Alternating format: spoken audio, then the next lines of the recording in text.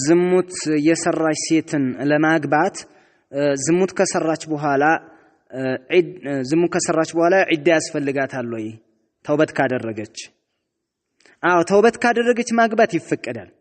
ዝሙተኛ ማለት ነው። ከዛ ከወጣች ማግባት ይፈቀዳል። እሱንም እንደዚሁ ከዝሙቱ ከወጣ ልታገባው ትችላለች አንድ ሴት። ስለዚህ ምን ያድርጉ ለሚለው ያው استبراء ያደርጋሉ ታደርጋለች ማለት ነው። እንደዚህ አይነት ሴቶች ማሊክ ወአህመድ يشترطان الاستبراء እንዲጠሩ ሴቷ ማህፀኗን ማጽዳት አለባት ከሌላ አርግዛ ከሆነ ካላረገዘችም ማለት ነው። ካላረገዘችም ንጽህናዋ ይታወቅ አንድ ወር ያክል አንድ ሐይድ እስከሚያልፍ ድረስ ማለት ነው። አንድ ሐይድ ትይ ከዛም በኋላ ያው ተቀጥላለች ማለት ነው።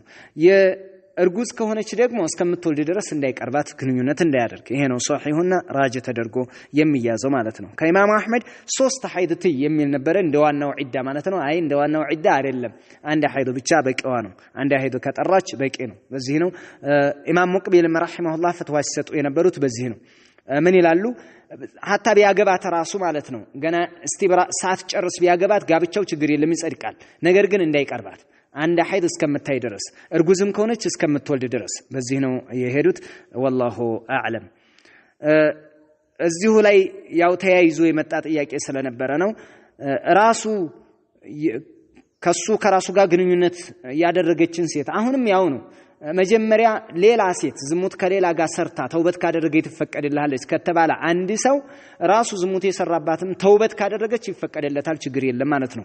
ሁለቱ ተሳስተው ዝሙት አድርገው ነበር ዝሙት ላይ ወድቀው ነበር ነገር ግን ተውበት ማድረግ አለባቸው ወዲህ ደግሞ እስቲብራ ማድረግ አለባት። አሁንም ያንኛው ኢልሐቅ ስለማይደረግ ብለው ሌሎች የሚሄዱበት ሁኔታ ስላለ ማለት ነው አህሉል ዒልም ጅምሁር አህሉል ዒልም በዚህ ላይ ስለሚሄዱ ስለዚህ ያው ምን ማድረግ አለባት ማለት ነው መጥራት አለባት ያው ያንን ያድርግ እንጂ ትፈቀዳለች ችግር የለም። صح هذا القول عن عمر وابن عباس وجابر ያው የተፈቀደ ሁኔታ ነው ያለው ይፈቀድለታል ማለት ነው። እሱ ዝሙት የሌላ ከተፈቀደ እሱ የሰራባት ግን ክልክል ትሆናለች የሚል ነስ አልመጣም የሚከለክል ነገር። ከአብደላህ ብን መስዑድና ከአኢሻ የመጣ ነበር انهم لا يزنيان لا يزالان زانيين ما اجتمع ብለው የተናገሩበት ሁኔታ ነው። ሁለቱ እነዚህ ሊጋቡ የፈለጉት አብረው ዝሙት ሲሰሩ የነበሩት አካላቶች አሁንም አንድ ላይ ተጋብተው ቢቀመጡ ዝሙተኛ ናቸው ነው በአንድ ላይ እስከተሰባሰቡ ድረስ ከዝሙተኝነት አይወገዱም ብለው የተናገሩበት ሁኔታ አለ። ነገር ግን ይህ አነጋገር ወይም ይሐገላለጽ ተውበት ካላደረጉ የሚል ነው። ተውበት ካላደረጉ ዛሂሩ ይሄንን ነው የሚያስፈርደው ይሄንን ነው የሚያሳየው። والله اعلم ሙግኒ ላይና ሙሰነፍ في مصنف عبد الرزاق ላይ ያለ ነው። ዛሂሩ ይሄንን ነው የሚያሳየው የአኢሻና አብደላህ ብን መስዑድ ተውበት ካላደረጉ በሚለው አቅጣጫ ነው የሚያስከደው ይላሉ። والله اعلم